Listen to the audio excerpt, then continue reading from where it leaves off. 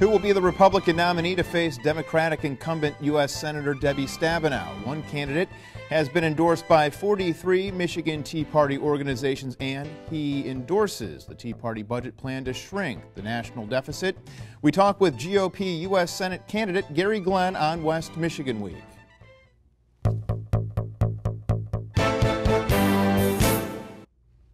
And thank you for joining us on West Michigan. On our panel today, Doug Copeman, professor of political science at Calvin College. Thank you for stopping by. Sure, thanks, Patrick. And of course, Dave Murray, MLAD Media Group. Thank you. And our guest today is GOP U.S. Senate candidate Gary Glenn. Thanks for making the drive across the state. We appreciate it. You bet. Happy to be here. A lot to talk about. Let's start out with where you are right now. You're president of American and Family Association of Michigan. You've been there for how long now? 12 years. Probably the thing I'm most prominently associated with in that is I'm one of two people that co-authored the Marriage Protection Amendment that was on the ballot back in 2004. Got about 60% of the vote statewide. Constitutional amendment simply saying marriage in Michigan will remain between one man and one woman. And I think the really critical thing about that in the context of a race for the United States Senate is that it got majorities of the vote in the city limits of Detroit and Flint and Saginaw, where I spoke in African American churches and was warmly embraced and stood with folks, people of faith in those communities for the simple definition of retaining one man, one woman marriage.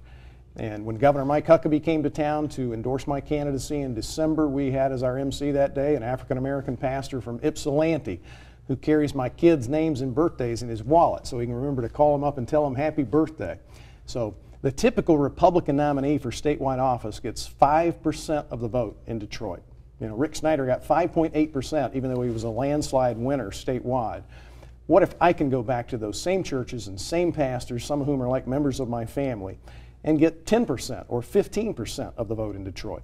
I think that may be the margin that can beat Debbie Stabenow on that issue, an issue on which she's out of step, not just with conservatives, not just with voters across Michigan, but with core elements of her own base. Because the polls at the time, the Detroit Free Press and others, said that 2/3 of African Americans and 2/3 of union members voted for the Marriage Protection Amendment. Now, the typical Republican nominee probably run away from that issue, think it's too uncomfortable, too controversial. I wrote the thing. I'm not running from it. I'm going to run on it and hold her aggressively accountable on an issue where she's out of step, even with core elements of her own base of her party. But is that a national issue? I mean, as you're running for U.S. Senator, how would that issue translate nationally? Well, the same kind of issue has come up in the United States Senate, a marriage protection amendment. If I'm a U.S. Senator, I'm going to be one of the people that votes in favor of that. I think it is going to become a national issue. When this California marriage case gets to the United States Supreme Court, the court will threaten to nationalize it, and they'll either declare there is or is not a constitutional right to redefine the institution of marriage to mean something other than between one man and one woman.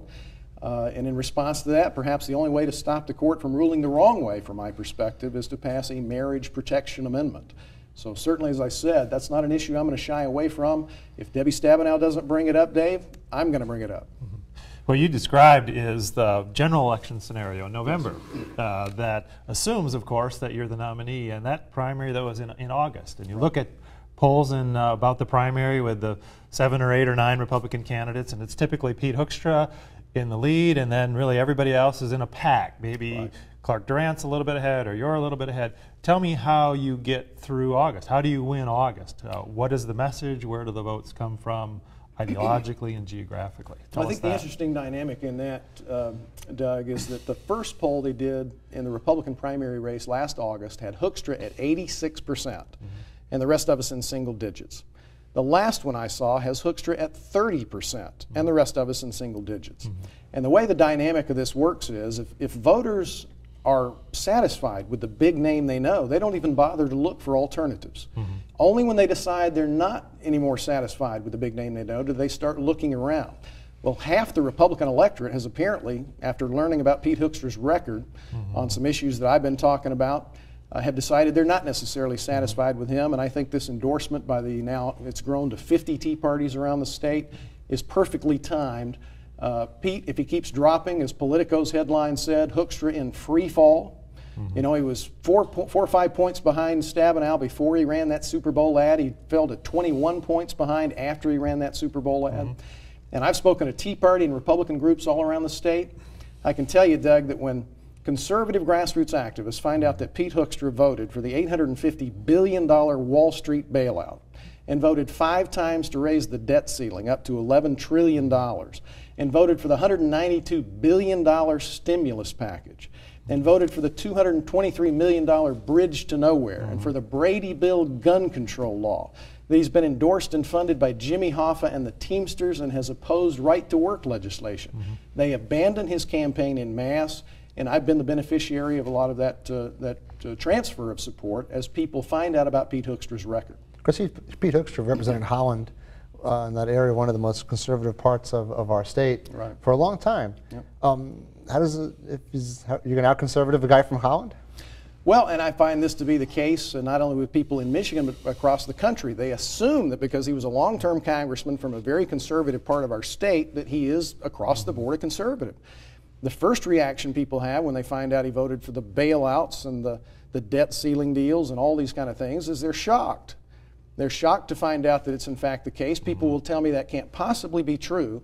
But then when they go and research it and they find out, yes, he did vote for the Brady Bill. Yes, he has been endorsed by Jimmy Hoffa and the Teamsters in his past elections. When they find out, they're shocked, and then they're prepared to abandon his campaign. That's why he's fallen from 86% on that initial assumption that he was a conservative who reflected fiscally conservative values down to, according to one poll, 30% in the Republican primary as people have found out about his record. When you look at the Tea Party base in the state, what is the makeup there? How much representation is there? And when you look at these polls, I mean, how many Tea Party members are picking up the phone, from Epic MRA? Right. How large is that base that you can draw from? Well, I guess we're going to find out. The groups that endorsed me said that they had 15,000 activists around the state. I can tell you that, for example, this Tea Party candidate vetting process started last September in DeWitt with a debate. Now, here we were 11 months before the primary, and there were 500 people in the audience. Pete Hoekstra showed up. It was one of the only ones he showed up. I beat him in the straw poll that followed, and I beat him and Clark Durant both, and Pete wouldn't come out anymore after that. There was another debate then held at Plainwell that had 300, and another one at Milford, all these sponsored by Tea Party groups, 500, the night we had a blizzard in southeast Michigan. And by comparison, Grand Traverse had one, a debate that they sponsored that only had 50 people. The one you came to, Doug, at Zeeland had about 200 or 300. So 9, 10, and 11 months in advance of even the primary election, you were having turnouts like 500 people. So for those who think the Tea Party is dead, I think we're going to prove them wrong. Right, and there was the convention that took place right. near Midland about a month or so ago, right. and that's where you picked up the endorsement there. Yep. So big picture, what are we looking at? How many Tea Party members are there in the state? Do you surmise? Well, according to the polls, at least 50 to 60% of the people of Michigan say they sympathize with Tea Party values if they don't identify themselves as being Tea Party activists themselves. And my campaign is going to be grassroots focused. I mean, we've already identified how many votes we've got to have out of every precinct in the state. We're currently the only campaign, to my knowledge, that is not paying people to gather signatures on nominating petitions. And we're going to go from there and expand that organization down to the block level so that every person knows, okay, in my neighborhood, I need to find 10 people between now and August that I can persuade to support Gary Glenn for U.S. Senate, and then I'm taking responsibility for making sure they show up. If need be, that'll be a low-budget, grassroots-intensive type of campaign. I can tell you one thing, the response I'm getting to the message when I speak to Tea Party groups and community organizations and local Republican organizations is strongly positive. So we're very optimistic about how this thing turns out in August. This is sort of a two-part question. You've sort of laid the case out for points against Pete Hoekstra. You look at financial reporting forms. We're in mid to late April right now. It looks like both Clark Durant and Pete Hoekstra have about the same amount of money on hand. Yep. And they're way up there, and the rest of you guys are way down here. Two-part question: how do you distinguish yourself from Clark Durant, and then how do you make up the money advantage against both of those guys? Well, I think if you want to look for proof that just having a lot of money to throw around doesn't necessarily mean you're going to win, look at Pete Hoekstra's Super Bowl ad. He spent $150,000 on that ad to take himself from 6 points behind Debbie Stabenow to 21 points behind Debbie Stabenow, because I thought the ad was hypocritical. I mean, it was focusing and criticizing Debbie Stabenow's record on spending. Well, Debbie Stabenow didn't vote for the $850 billion Wall Street bailout. Pete Hoekstra did. I think it was a hypocritical ad, but it begged attention and investigation of Hoekstra's record on spending as well. So I don't think it was a very smart ad. And give those two guys credit. I mean, from the grassroots perspective, I think most Tea Party and conservative activists see Clark Durant and Pete Hoekstra fighting it out for the establishment vote. I'm not much of a contender for the establishment vote. But those of us who are grassroots conservative activists and who care about the issues, we'll let them fight it out. As I told Clark, I'm counting on you and Pete to have enough money to beat each other up on TV. And then I'll provide a positive alternative. And when you ask how do I distinguish myself from Clark Durant, you know, Clark doesn't have a voting record, neither do I. But having spent 6 months out on the circuit with Clark at various debates and public forums, there are a couple of issues on which there is a distinction. Actually, three. One I mentioned half jokingly, like Ron Johnson, who is the Tea Party senator from Wisconsin, who got elected in 2010, did a TV ad in 2010 in which he wrote up on the blackboard 57 attorneys. And he made the point that there were 57 out of 100 members of the U.S. Senate who were attorneys. And he said, I'm a manufacturer and accountant. If you think the job of the U.S. Senate is to argue, then they're overrepresented with attorneys. If you think they ought to be able to help figure out how to balance the budget and create jobs, it might be good to have a manufacturer and an accountant. Well, Ron got elected, but so did 3 more attorneys.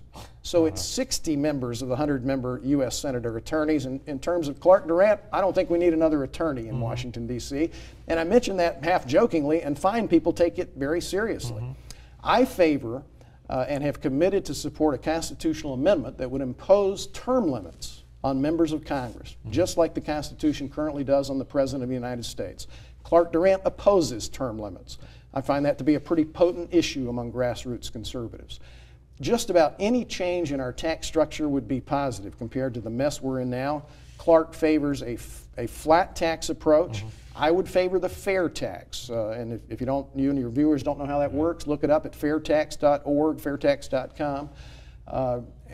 Clark has been critical of the fair tax. So that's another issue. There's an element of the electorate that feels strongly about that particular issue where I'm able to distinguish myself to my benefit from Clark. So those two issues, plus the fact that I'm not an attorney, are the ways that I would distinguish myself from Clark. And the way I'm going to offset the financial advantage is to have a very intensive, for example, if I can gather the same number of signatures Hoekstra and Durant do without having to pay to get it done like they're doing, that'll be a good example of how our grassroots capacity is going to be an advantage.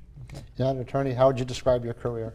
Well, I have been very fortunate and blessed to have been able to make a living standing up for things that I very strongly believe in. You know, back now 25, 30 years ago, I ran the campaign that passed a right-to-work law in the state of Idaho, for example. I've been president of the American Family Association standing up for religious liberty and traditional family values for the last 12 years. I was a county commissioner and authored the first medical savings account health care plan for county employees anywhere in America, was invited to go testify before Congress, and they called me a national pioneer in free market health care reform. So whether it was traditional family values or labor law reform or health care reform, I've been very blessed and had the opportunity to stand up for things I believe in, and I think that's what motivates me to be willing to serve my country as a United States Senator as well. We're going to take a quick break, and when we come back, more with Gary Glenn. We'll talk about the Tea Party budget plan that you support when we come back in 1 minute.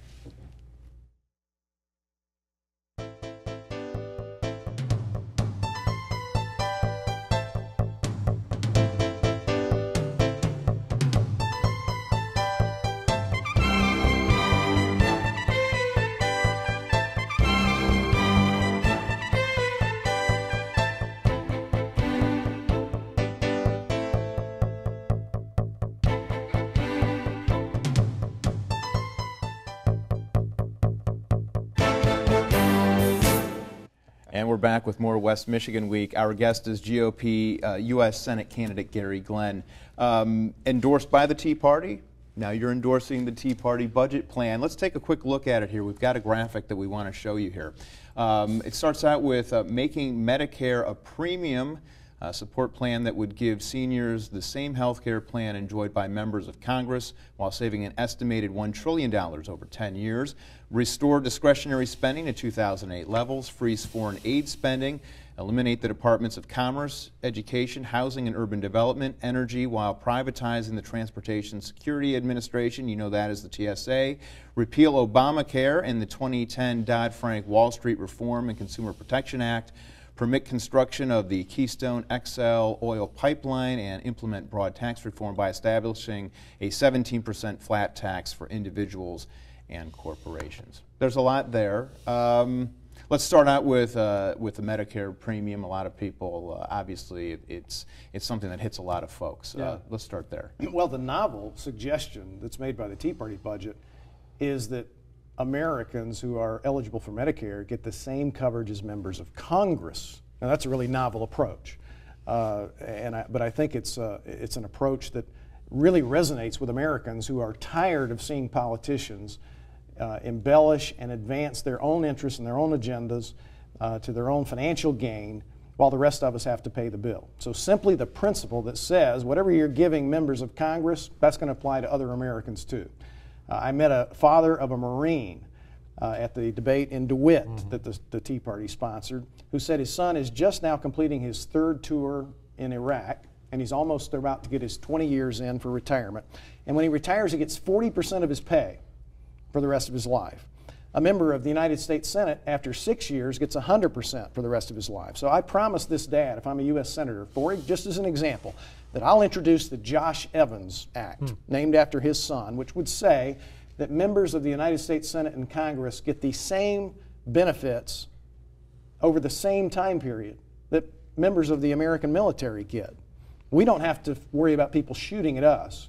So just the principle that whatever applies to other American citizens ought to apply to members of Congress is, I think, something that's very strongly supported across the country.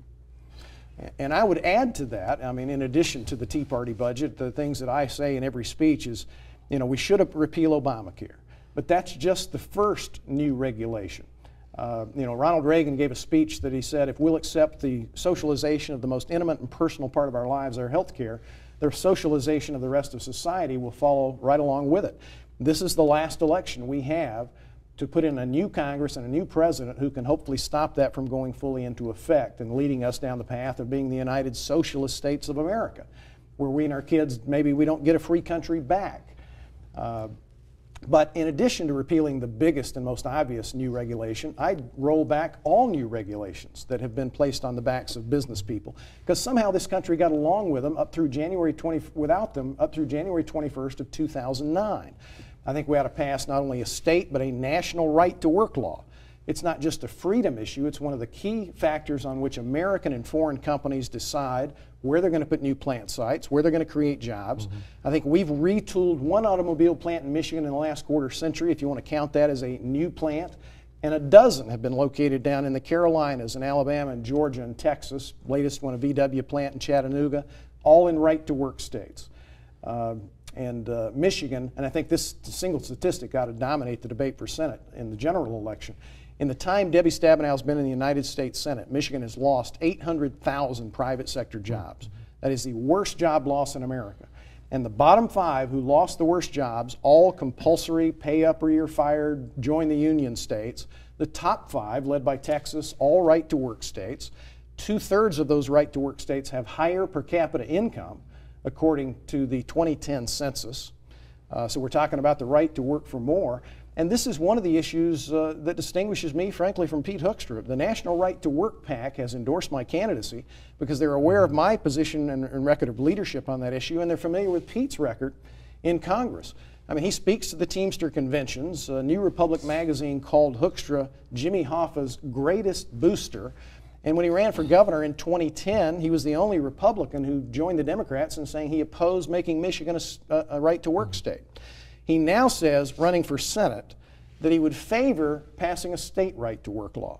So he conveniently manages to keep himself against right-to-work at whatever level of government where he'd actually have a vote on it if he got elected for the office that he's running for. And so that's one reason the National Right-to-Work Committee is supporting me. I think we ought to drill, baby, drill. We've got 1.4 trillion barrels of oil estimated in this country, and Penn State says if we'll aggressively harvest our own oil and gas resources, we'll create 800,000 American oil and gas jobs and be able to be secure from a national security standpoint too. We've got enough oil to meet our domestic needs for 2 centuries without importing another drop. So the Keystone Pipeline is also a critical part of that budget. And finally, I think, I mentioned I support the fair tax. That would allow us to eliminate all other federal taxes. But just one I would focus on for a second, the corporate income tax here in the United States. As of March 31st, when Japan lowered theirs, we now have the highest corporate income tax in the world. You got $1.2 trillion sitting in Cayman Island bank accounts that American companies have made in foreign countries. They won't bring back on shore to create American jobs, put up American plants, because they've got to write a 39% check to the IRS as soon as they hit the beach. Now, that's not rocket science. Canada's 15, Ireland's 12. If we were to implement something like the fair tax and we had a 0 corporate income tax rate, the United States of America would become the most lucrative tax shelter in the history of the world. We would create millions of jobs, not just from American investment, but from foreign companies rushing in to take advantage of that tax advantage. So the Tea Party budget is great as far as it goes, and I would add several elements to it that I've described. People are really cynical about politics, and I think one of the things that makes them cynical is that in a campaign they hear promises, and then after the election there's no action on that. I mean, how do you counter that? The Tea Party budget is probably, honestly, not particularly realistic, and many of the things you listed are probably not going to happen. This is a Senate that has, you have to have 60 senators to get anything done. You have to have a president that more or less agrees with you, and you have to get 218 votes in the House for any of these things to happen. How are you not going to raise expectations and then disappoint everyone in the next 6 years? How are you actually going to get things done? How are you different than people who just come to Washington with positions and nothing ever really gets accomplished, but you get to talk about these things for a while? How are you different? Doug, my entire campaign is a faith-based initiative. And what that means is I'm going to be faithful to the things I believe we ought to do to help save our country from fiscal ruin. I have to have faith that people will show up in Washington from other parts of the country too, who have that same vision for saving America, for saving what it is we all love about America, our liberty and our free enterprise system and our strength and security and our founding Judeo-Christian principles. But I'm going to go plant a flag if I'm given the privilege and Lord willing of serving in the United States Senate. I'm going to hope to rally as many people as possible to that flag. And as I said, I have to have faith people will show up from the rest of the country who have that same vision. But the question is not, can we get it all done? I think the more important question is it worth trying? And I think that question is clearly, yes, we have to at least try to save our country. We may be one election away from our country being turned into a socialist economy from which we're never able to turn back the other way once it's implemented. I think it may be the most important election in American, at least in our lifetimes, in that regard, if we don't stop the imposition of Obama's socialized medicine scheme, if that leads us down the path of being a socialist rather than a free enterprise country, then we will have lost something that we all inherited from our parents, a free country. So all I can promise the people of Michigan is that I'm going to go back there and be true to what they've heard me say on this program and anywhere else they hear me talk about what I believe in. I'm going to go to Washington. I'm going to stand up for that, try and rally as many people around the flag as possible. And at minimum, if we don't get 50% plus one, or in the Senate 60, then at least we have defined the parameters of debate. The people who go back there for the deal making and the compromising and such, at least when we plant the flag here, we have dictated where the middle ground is, rather than starting here and moving the middle ground further away from where we'd like to end up. You use the word socialist, and are you referring particularly and only to the health care plan, or are there other issues here too? I assume you're claiming that if Obama gets reelected, then the Congress is Democratic in one or both houses, that we're going to move to this. Tell me a little bit more about that. Define that for me. Well, as I said earlier, Ronald Reagan gave a speech in 1961, and he said, and he was quoting Lenin at the time, that said, if you want to socialize a country, you start with its health care system. So it was an issue even back in 1961, Reagan talking about it. And he said, if we ever accept the socialization of the most intimate and personal thing in our lives, our health care, then it'll be easy to get us to accept the socialization of the rest of the economy and the rest of society. So we are on the brink, on a precipice. This election perhaps being the only thing that stands between us and Obamacare finally taking effect. But you also add to that the United States government taking possession of General Motors, taking possession of manufacturing facilities. I mean, in the 21st century, with Canada and Britain as good examples of what not to do in terms of health care, if you had thought of a country that would socialize its healthcare system and start taking possession of its private sector manufacturing companies, you might have thought Venezuela or Cuba or North Korea. Who would have ever thought of the United States of America under a president of either party with the support of a senator from Michigan of either party? I think that what my dad taught me to love about America, you know, my dad was a Marine who survived the attack on Pearl Harbor. My dad taught me by the testimony of his life to love my country. And what he taught me to love about my country, I think is at risk of being lost in a way we as Americans could never have conceived possible. All right.